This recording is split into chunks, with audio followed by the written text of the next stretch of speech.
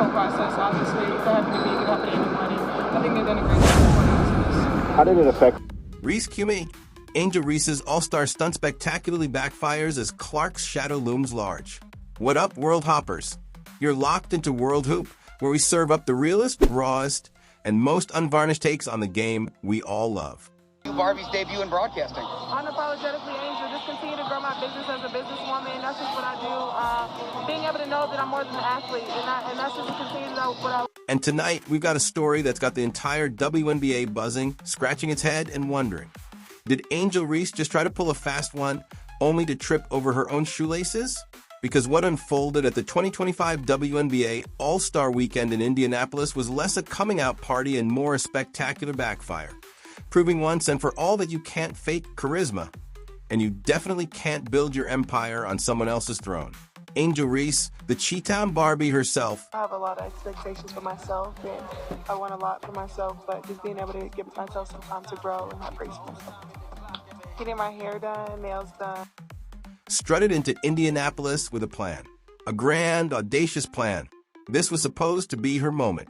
Her time to step out of the colossal shadow of Caitlin Clark.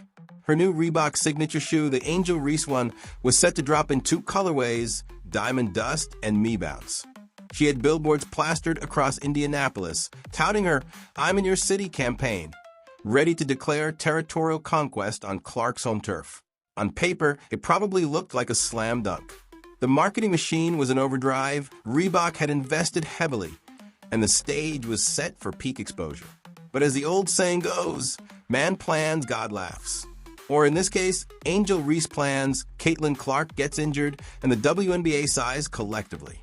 The heart of Reese's strategy rested on one crucial and ultimately flawed assumption, that Caitlin Clark's all-star appearance would guarantee massive eyeballs, which would then magically translate into big sales and even bigger buzz for Reese.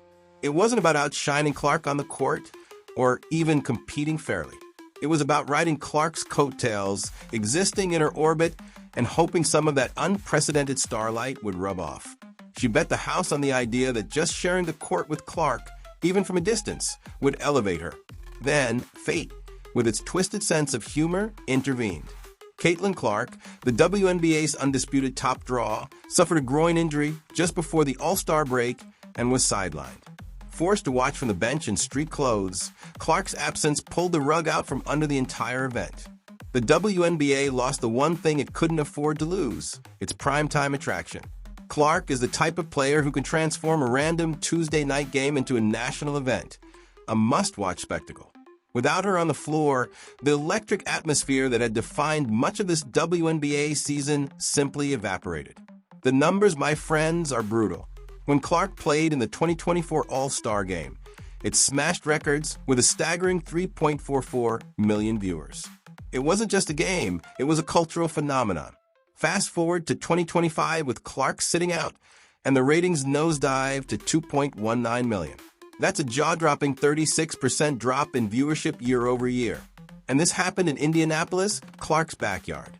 An event literally tailor-made to capitalize on her presence completely unraveled the moment she couldn't play. While 2.19 million viewers is still the second most, USA, remember, I want to be able to be with that team, so it was an honor to come out there and play against them. Coming off the bench, I just wanted to bring as much energy as I could. Some people might think you guys would have taken it easy on them. WNBA All-Star Game in history. A testament to the league's overall growth thanks to players like Clark. The 36% dip from the previous year, with all the stars in attendance in the league's biggest market, is an undeniable signal. It starkly highlights the Caitlin Clark effect, and what happens without it. The financial repercussions were immediate and painful. The get-in price for the WNBA All-Star Game in Indianapolis plummeted by nearly 48%. Dropping from an average of $121 to just $64, almost immediately after news broke that Clark wouldn't be playing. Think about that. Almost half the value of a ticket gone. Fans weren't lining up to see an all-star event without the singular star they truly cared about. The energy simply wasn't there. And then there's Reese's I'm in Your City campaign. The premise was bold, arguably arrogant. Billboards, digital ads, slick videos, Instagram reels with captions like walk in your trap, take over your trap. It was a full-on territorial conquest attempt. But here's the colossal miscalculation. Clark wasn't even suiting up. She couldn't defend her city because she was injured. Instead of making Reese look bold, it made her look opportunistic, even desperate. It felt like someone trying to hijack a crown while the real queen was temporarily off the throne. It was a victory lap over a forfeit, celebrating a win against an opponent who wasn't even competing. The fans, bless their discerning hearts, were not fooled. Social media was ablaze with criticism. She can't even sell her shoe without piggybacking off Caitlin Clark. One person tweeted. Another quipped, more photographers than fans at this launch, LOL.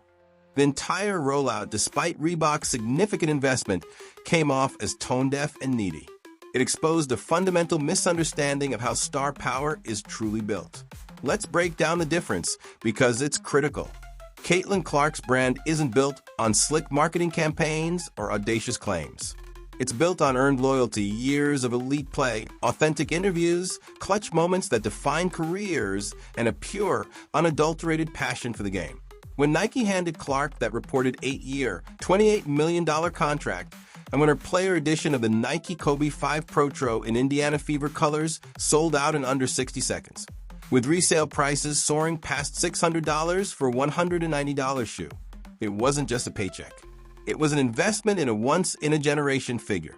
Experts believe her eventual signature Nike shoe, expected in spring 2026, could generate over $100 to $150 million in revenue.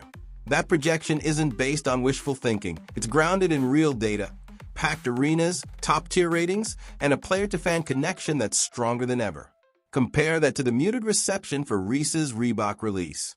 While Reebok has given Reese her own signature shoe line, including her Chignosis and Premier Road Plus offerings, the Angel Reese one didn't generate the same frenzy. The public barely blinked. The excitement simply wasn't there. It felt less like a bold debut and more like a desperate grab for attention that fell flat.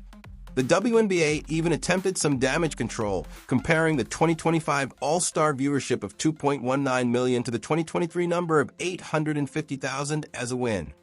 But everyone saw through that smokescreen.